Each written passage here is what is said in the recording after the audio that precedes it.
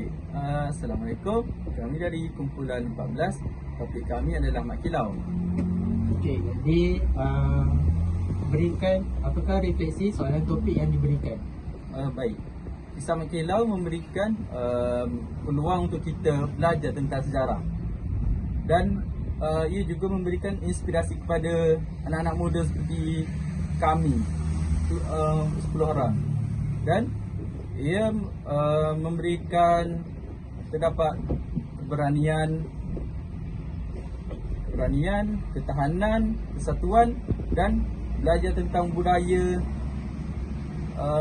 hidup, seperti macam mana untuk survive atau menghadapi tantangan dan dalam peluang dalam hidup. Itu saja rasanya. Nanti dulu.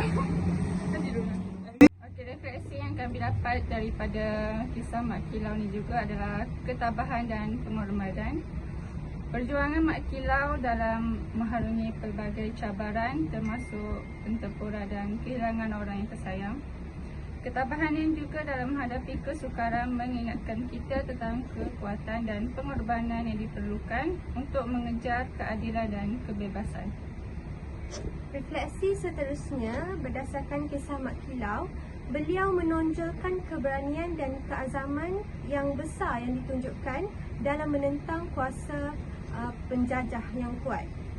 Komitmennya yang tidak berbelah bahagi untuk mempertahankan hak dan kebebasan rakyatnya menjadi inspirasi untuk individu yang menghadapi kesusahan atau ketidakadilan. Okey, itu saja dari kami untuk salah satu. Sekian, terima kasih.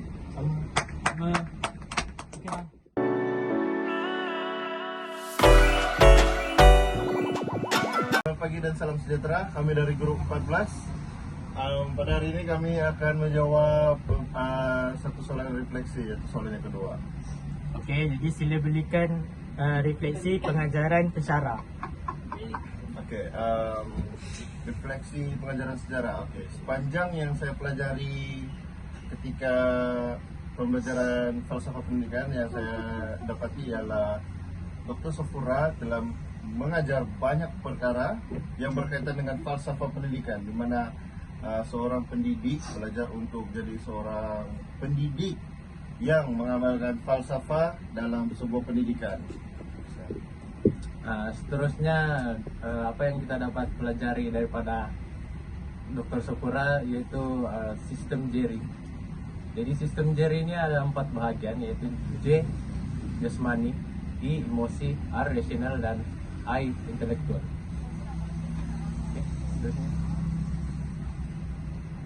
Seterusnya apa yang kita dapat daripada pensyarah yang mengajar falsafah dalam pendidikan, yaitu kita dapat mengenali beberapa konsep-konsep ataupun teori-teori dalam subjek falsafah pendidikan ini. Selain itu, pengajaran pensyarah juga dia mendorong kita untuk berpikiran kritis dan juga memiliki refleksi diri pada diri kita sendiri. Contohnya di dalam kelas, di mana pensyarah akan mendorong kita belajar untuk memberikan soalan ataupun sesi soal jawab. Jadi secara keseluruhannya, pensyarah ini memiliki tanggung jawab untuk mengajar falsafah dalam pendidikan, untuk membentuk pemikiran dan juga pandangan mahasiswa terhadap falsafah pendidikan. Oke, itu saja dari kami. Sekian, terima kasih.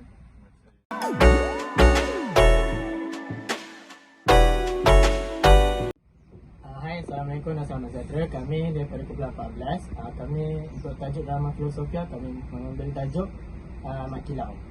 Okey, refleksi penerimaan pelajar kepada kursus falsafah pendidikan. Okey, jadi berdasarkan refleksi yang dapat dibuat ialah kami dapat menyimpulkan bahawa betapa pentingnya untuk bagi para pendidik dan juga pelajar untuk memahami isi kandungan daripada falsafah pendidikan kebangsaan.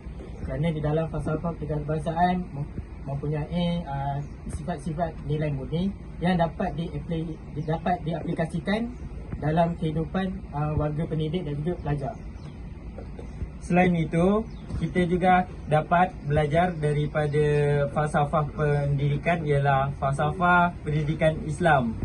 Terdapat 3 nilai yang sangat penting, iaitu tarbiyah, ta'adib dengan ta'alim.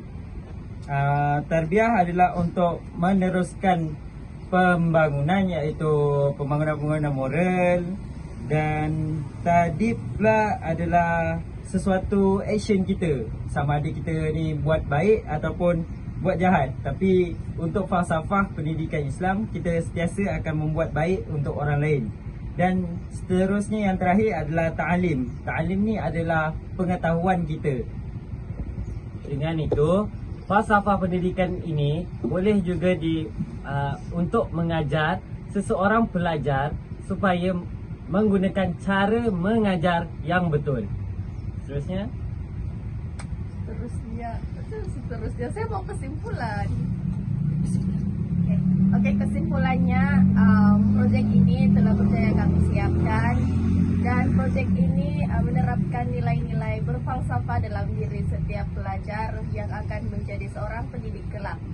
Jadi pada saat ini kami ingin mengucapkan ribuan terima kasih kepada setiap yang terlibat, khususnya kepada Cikgu Sepura yang telah mengajar kami dalam subjek falsafah pendidikan. Terima kasih. Sekian, terima kasih.